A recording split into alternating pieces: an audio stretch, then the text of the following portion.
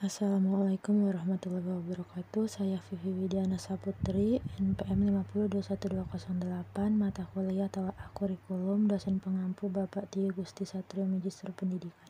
Baiklah teman-teman, di sini saya akan membahas materi mengenai dasar pertimbangan dan rasiologis pengembangan kurikulum. A. Dasar pertimbangan kurikulum 2013. Kurikulum 2013 merupakan kurikulum nasional yang telah dikembangkan bertahun-tahun dan telah memenuhi dua dimensi. Kurikulum yaitu rencana dan pengaturan mengenai tujuan, isi, dan bahan pelajaran, serta cara yang digunakan untuk kegiatan pembelajaran. Adapun dasar pertimbangan seperti 1. Aspek filosofis.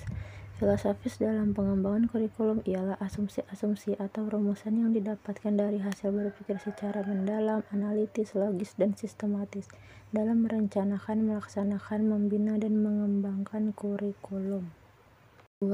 Aspek yuridis adalah Pancasila dan Undang-Undang Dasar 1945, Undang-Undang Nomor 20 Tahun 2003 tentang Sistem Pendidikan Nasional, Peraturan Pemerintah Nomor 19 Tahun 2005, dan Peraturan Menteri Pendidikan Nasional Nomor 23 Tahun 2006 tentang standar kompetensi lulusan dan Peraturan Menteri Pendidikan.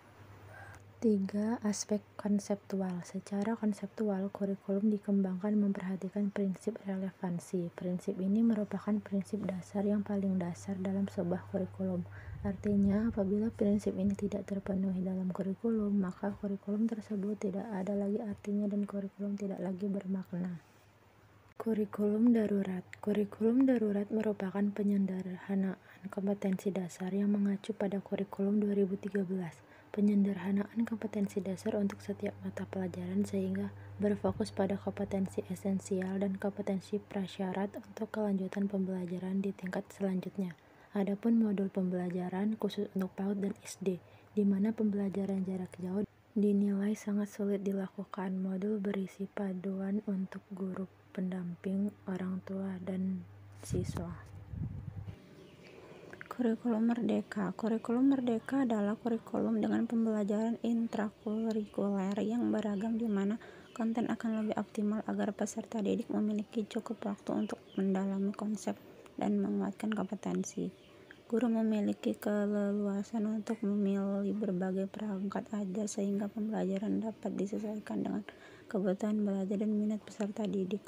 Perubahan kurikulum merupakan salah satu perubahan sistematik yang dapat memperbaiki dan memulihkan pembelajaran. Kurikulum menentukan materi yang diajarkan di kelas. Selain itu, kurikulum juga mempengaruhi kecepatan dan metode mengajar yang digunakan guru untuk memenuhi kebutuhan peserta didik. Kurikulum Merdeka baru akan dijadikan kurikulum nasional pada tahun 2024 mendatang. Namun untuk saat ini, kurikulum Merdeka baru menjadi opsi bagi satuan pendidikan. Jadi kesimpulannya, kurikulum Merdeka bukanlah kurikulum yang wajib diterapkan satuan pendidikan untuk saat ini. B. Rasiologis pengembangan kurikulum 2013. Pengembangan kurikulum 2013 merupakan langkah lanjutan pengembangan kurikulum berbasis kompetensi yang telah dirintis pada tahun 2004 dan KTSP 2006 yang mencakup kompetensi sikap, pengetahuan, dan keterampilan secara terpadu.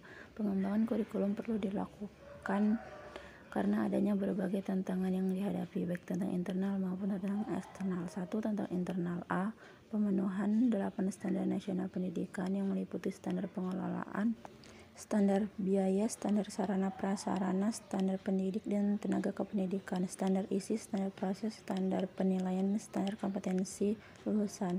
B. Perkembangan penduduk di Indonesia dilihat dari pertumbuhan penduduk usia produktif.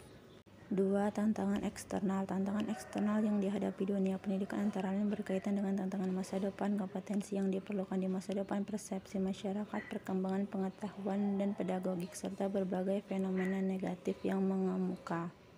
Pengembangan kurikulum darurat. Kurikulum darurat merupakan kurikulum yang dapat dilaksanakan oleh satuan pendidikan dalam kondisi khusus yang memberikan fleksibilitas bagi satuan pendidikan untuk menentukan kurikulum sesuai dengan kebutuhan pembelajaran peserta didik.